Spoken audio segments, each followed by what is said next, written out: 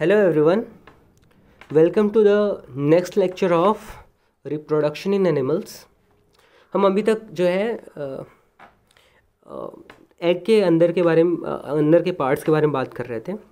ठीक है, तो सबसे पहले देखो शेल के बारे में हमने बात करी थी। जो सबसे ऊपर वाला जो हार्ड वाला छिलका होता है वो शेल हो गया, सबसे ऊपर वाला पार्ट। उसके अंदर वाइट वाला पार्ट था एल्बुमेन। ठीक है, एल्बुमेन का काम क्या था? अंदर जो येलो वाला पार्ट होता है जिसको योक बोलते हैं उसको, और योक के अंदर एम्ब्रियो है उसको प्रोटेक्ट करना। अब देखो इस फोटो में ये चीज़ बिल्कुल क्लियर है कि ये एग योक है और ये एग योक के अंदर देखो ये एम्ब्रियो जो है डेवलप हो रहा है। ठीक है, अब ये जो डेवलपिंग एम्ब्रियो है इसको फूड चाहिए होगा, तो फूड कहाँ से इसको ये लेगा? एग योक के अंदर ही फूड भी होता है, तो यहीं से ये फूड ले रहा होगा। और एल्बुमिन का क्या काम है? एल्बुमिन का काम है कि सिर्फ और सिर्फ जो है प्रोटेक्शन देना, ताकि ये जो अंदर योक वाला पार्ट है ये डैमेज ना हो कहीं से। इसके अंदर का जो एम्ब्रियो है वो जो है ख़राब ना हो जाए, उसमें कुछ प्रॉब्लम ना आ जाए। ठीक है, उसमें कोई कमी ना आ जाए, उसको फूड प्रॉपरली मिले। तो एल्बुमिन जो है इस चीज़ को मेक श्योर करता है। ठीक है, अब चलो आगे बढ़ते हैं। और इसके अलावा जो ये सारी बाकी सारी चीज़ें दी हुई हैं इसको अभी हम पढ़ेंगे नहीं, बस ये आप लोग देख लो। ठीक है, क्योंकि ये बहुत डिटेल की चीज़ें जो हम आगे की क्लासेस में पढ़ने वाले हैं। आगे बढ़ते हैं। बर्ड्स के बारे में पढ़ेंगे। बर्ड्स के बारे में सबसे पहला पॉइंट दिया हुआ है, all birds lay eggs, many birds build nests to keep their eggs.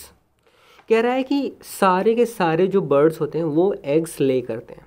अगर कोई सा भी आप बर्ड देखोगे तो आपके दिमाग में ये तुरंत आ जाना चाहिए कि अरे ये तो बच्चा, इनका जो बच्चा होता है वो एग के फॉर्म में ही पैदा होता है, एग के अंदर ही डेवलप होता है। और एग जो है मदर्स बॉडी के बाहर जो है डेवलप होने लगता है एग। ठीक है, और जब वो डेवलप होगा उसके अंदर जो एम्ब्रियो होगा वो डेवलप होगा, तो डेवलप करते करते एक टाइम ऐसा आएगा जिसके बाद जो है वो बच्चा जो शेल होता है शेल को फोड़ के बाहर निकल आएगा।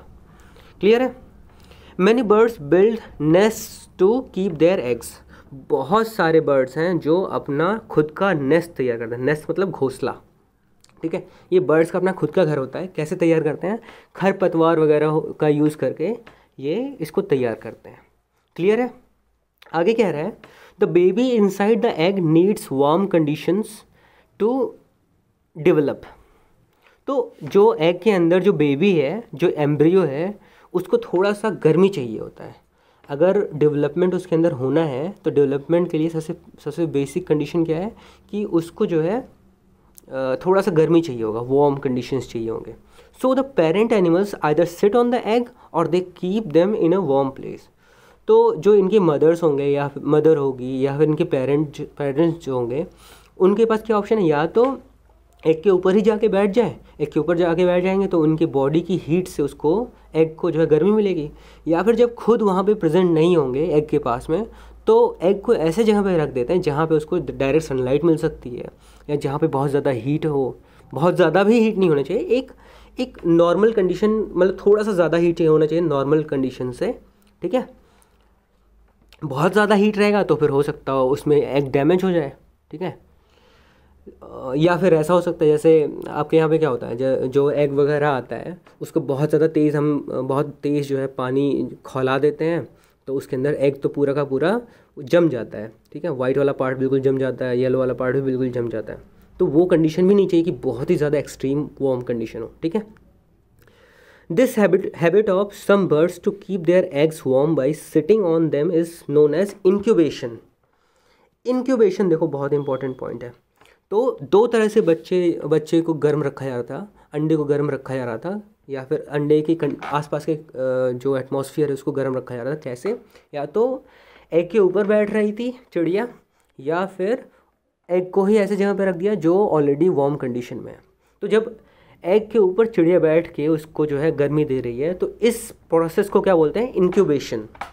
ठीक है, ये जो वाला जो हैबिट हो रहा है इस हैबिट को क्या बोल रहे हैं? इंक्यूबेशन। क्लियर है? After some days the egg breaks and baby bird comes out of it, this is called hatching.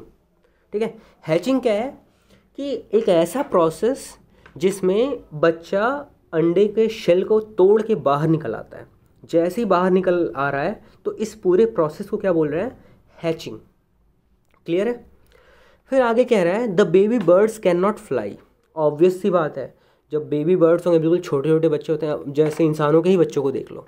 हम तो जब बच्चे पैदा होते हैं वो तो चल भी नहीं पाते, चल क्या, वो बोल नहीं पाते हैं, वो ढंग से कुछ भी नहीं कर पाते हैं, ठीक है। वो तो हम तो जब छोटे बच्चे होते हैं इंसानों के, वो तो मदर्स मिल्क के अलावा और कुछ खा पी भी नहीं पाते हैं, है ना। तो ये बर्ड्स के बच्चे तो फिर भी बहुत ही ज़्यादा छोटे होते होंगे।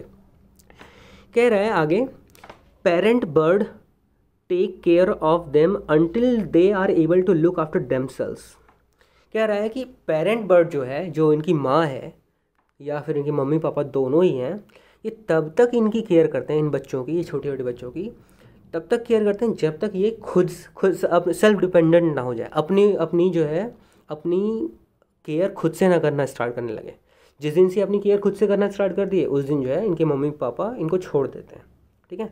इनको ही फिर उसके बाद इनकी केयर करना बंद कर देते हैं। लेकिन हमारे मम्मी पापा को देखो, जब तक हम कितने भी बड़े क्यों ना हो जाए, हमारे मम्मी पापा हमारी केयर हमेशा करते हैं। तो बर्ड्स में और हमें तो इतना बहुत बड़ा अंतर है ना।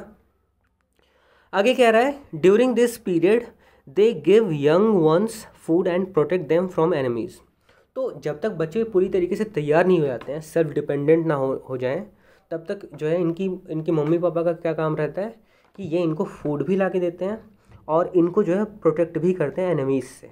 जैसे क्या होता है कि जब छोटे बच्चे होंगे तो इतना कमज़ोर होंगे, वो अपनी हेल्प खुद से नहीं कर सकते, उड़ भी नहीं सकते वो तो बेचारे। तो क्या होता है कि बहुत सारे इनके एनिमीज़ होते हैं जो मीट खाते हैं, जो फ्लैश खाते हैं।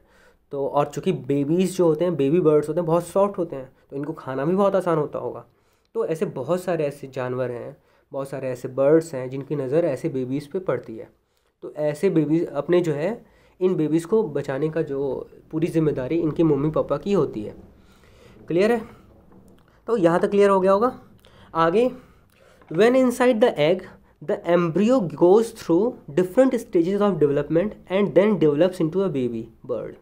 तो वही अभी ऐसा थोड़ी होगा कि एकदम से जो है अंदर एम्ब्रियो था, एम्ब्रियो एकदम से बच्चे में कन्वर्ट हो गया, ऐसा तो होगा नहीं। तो ये एक धीरे धीरे प्रोसेस होता है, सिंपल प्रोसेस, बिल्कुल टाइम लगता है इसमें। हो सकता हो 1 हफ्ता लगे, 2 हफ्ता लगे, 10 दिन लगे, या 1 महीना, 2 महीना, 3 महीना भी लग सकता है। वो डिपेंड करता है किस तरह की चिड़िया हैं, ठीक है। तो क्या होता है कि जैसे एम्ब्रियो का तो हमें पता है कि जो अंदर येलो वाला पार्ट होता है उसके अंदर एम्ब्रियो होता है, जो बिल्कुल स्टार्टिंग स्टेज है। जैसे ही किसी बर्ड ने एग ले किया तो उसमें जो येलो वाला पार्ट होगा उसके अंदर ऑलरेडी एम्ब्रियो होगा, ठीक है। तो एम्ब्रियो के अंदर कई सारे स्टेजेस होते हैं। उन स्टेजेस को जो है वो उन स्टेजेस के थ्रू होकर गुजरता है। ऐसा तो है नहीं कि डायरेक्टली वो बेबी बर्ड तैयार हो जाता होगा, ठीक है। उसके बाद आगे अगला पॉइंट कह रहा है, after coming out of the egg the baby bird grows into an adult. जब वो बाहर आएगा एग के फोड़ के, उसके बाद वो धीरे धीरे करके थोड़ा सा ग्रो करेगा, ठीक है। एग से बाहर आने का प्रोसेस तो तब तक चल रहा था जब तक जो है बेबी जो है बाहर का भी खाना नहीं खा पाता। जैसे अब बाहर आ गया तो वो अब बाहर का खाना खाने के लिए तैयार हो गया। थर्ड स्टेज है द स्टेज ऑफ डेवलपमेंट। अगला पॉइंट ये है कि the stages of development from an embryo to an adult form the life cycle of animal. तो लाइफ साइकिल ऑफ एनिमल क्या है कि उसका लाइफ साइकिल का मतलब ये होता है कि इसका स्टार्टिंग स्टेज से लेके आखिरी स्टेज तक का जो पूरा का पूरा जो इनके जो क्या कहते हैं इनमें डेवलपमेंट होगा, इन सारे डेवलपमेंट्स को एक साथ अगर मैं जोड़ दूं तो इसको बोलते हैं साइकिल ऑफ एन एनिमल या फिर life cycle of an animal. तो राइट साइड में एक फ़ोटो दिया हुआ है, इसमें देखो लाइफ साइकिल के बारे में दिखाया हुआ है कि सबसे पहला स्टेज क्या था, एग, ठीक है। अगला स्टेज क्या हुआ, जब एग में हैचिंग हो गई तो इसमें से जो चिकन था वो बाहर निकल आया, जो चिक था वो बाहर निकल आया, ठीक है। अब जब बाहर निकल आएगा तो अब वो ऐसा कुछ दिख रहा होगा, ठीक है। उसके बाद ये कुछ दिनों में बड़ा होते होते एक टाइम ऐसा आता है जब ये चिकन के फॉर्म में बिल्कुल तैयार हो जाता है, डेवलप हो जाता है। अब ये चिकन फिर से एग ले करेगी, तो इससे फिर से एग जो है एग फोड़ के जो है चिक्स बाहर निकलेंगे। तो ये प्रोसेस समझ में आ रहा है ना कि यही लाइफ साइकिल ऑफ एक बर्ड है। तो बर्ड का क्लियर है। ये यहाँ पे एग्जांपल दिया गया है हेन का, ठीक है। तो अगर आपसे पूछा जाए कि हेन का लाइफ साइकिल क्या होता है तो आप ऐसा एक स्टेज, ये सारे चारों स्टेजेस आप दिखा सकते हो अगर आपकी ड्राइंग अच्छी है तो, ठीक है। और नहीं है तो भी आप लिख सकते हो या थोड़ा बहुत हल्का फुल्का ही हाथ में थोड़ा सा सीख भी लो, आपके अभी तो आपके पास मौका भी है, बहुत आराम से सीख सकते हो ड्राइंग करना, है ना। आगे बढ़ते हैं। इंसेक्ट्स होते क्या हैं? वो जो छोटे छोटे बिल्कुल कीड़े मकोड़े होते हैं, जिसमें फ्लाइज आ सकती हैं, हाउस फ्लाइज मतलब मक्खी, मधुमक्खियाँ आ सकती हैं, बीज आ सकती हैं, फिर बटरफ्लाइज आ सकते हैं, मस्कीटोज आ सकते हैं, बीटल्स आ सकते हैं। ये सारे के सारे इंसेक्ट्स होते हैं, ठीक है। तो कह रहा है कि ऑल इंसेक्ट्स ले एग्स, सारे के सारे बर्ड्स एग्स ले कर रहे थे और सारे के सारे इंसेक्ट्स भी एग्स ले करते हैं, ठीक है। अगला पॉइंट कह रहा है the young ones of most of the insects are very different from adults. Insects में और बाकी सारी चीज़ों में डिफरेंस यही है कि इंसेक्ट्स के जो बच्चे होते हैं ना, वो बिल्कुल ही डिफरेंट होते हैं एक एडल्ट इंसेक्ट से। मतलब अगर मैं एक बटरफ्लाई की बात करूं, तो बटरफ्लाई जैसा दिखेगा, उसका बच्चा बिल्कुल भी उसके जैसा नहीं दिखता। जैसे अगर इंसानों की बात करी जाए तो इंसान का बच्चा बचपन से ही इंसान जैसा ही दिखता है, लेकिन जो इंसेक्ट्स है ना, बिल्कुल डिफरेंट, कोई पहचान ही नहीं सकता कि ये उसका बच्चा भी है, ठीक है। तो वही वो कह रहा है। आगे कह रहा है कि they undergo many changes before becoming an adult, this process is called Metamorphosis. बहुत ज़्यादा चेंजेस आते हैं, ऐसे चेंजेस जिससे आप जो है बिल्कुल हैरान हो जाओगे। इसके बारे में हम आगे फ़ोटो भी देखने वाले हैं कि कैसे इनका शेप, साइज़, सारा कुछ बिल्कुल बदल जाता है, ठीक है। तो एक ऐसा प्रोसेस जिसमें बहुत ज़्यादा ड्रास्टिक चेंजेस हो रहे हैं डेवलपमेंट प्रोसेस में, इसको क्या बोलते हैं? इस प्रोसेस को बोलते हैं मेटामॉर्फोसिस कुछ ही चीज़ों में होता है जिसमें इंसेक्ट्स भी आते हैं, ठीक है। फ्रॉग्स में भी मेटामॉर्फोसिस होता है। इन सब चीज़ों के बारे में हम आगे डिटेल में पढ़ने वाले हैं। आगे, flies and mosquitoes are use liquids as food. Flies और जो मस्कीटोज़ हैं, ये लिक्विड को फूड की तरह यूज़ करते हैं। जैसे खास करके आपने देखा होगा जहाँ पे वो मिठाइयाँ रखी हुई हैं, मिठाइयों की चाशनी रखी हुई है, वहाँ पे मक्खियाँ ज़्यादा लगती हैं। और जो मच्छर हैं, ये सिर्फ और सिर्फ ब्लड पीना पसंद करते हैं। तो ये दोनों ही लिक्विड है ना, चाशनी भी लिक्विड थी और जो ये था ब्लड भी लिक्विड ही था। लास्ट पॉइंट है, insects such as butterfly and cockroach undergo metamorphosis. तो बटरफ्लाई एंड कॉकरोच ये मेटामॉर्फोसिस से होके गुजरते हैं। इनका जो डेवलपमेंट प्रोसेस होता है, ये इसको मेटामॉर्फोसिस बोल सकते हैं। चलो फिर आज के लिए इतना ही रहने देते हैं, बाकी नेक्स्ट वीडियो में कवर करेंगे। Thank you.